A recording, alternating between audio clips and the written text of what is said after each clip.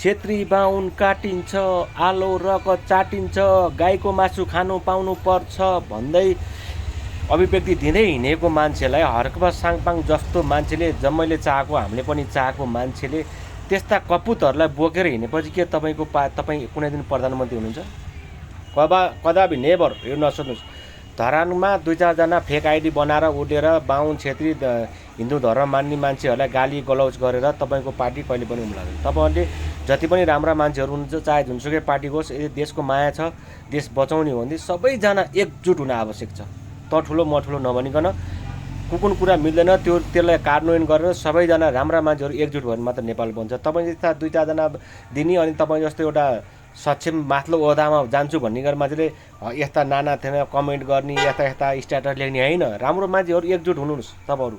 अनि तपाईँलाई हामीले हिजो पनि सपोर्ट गरेको थियौँ चुनाव तब, यही भिडियोमा तल गएर हेर्दा नि हुन्छ होइन। सपोर्ट गर्छौँ तर राम्रो बन्नु पऱ्यो क्या।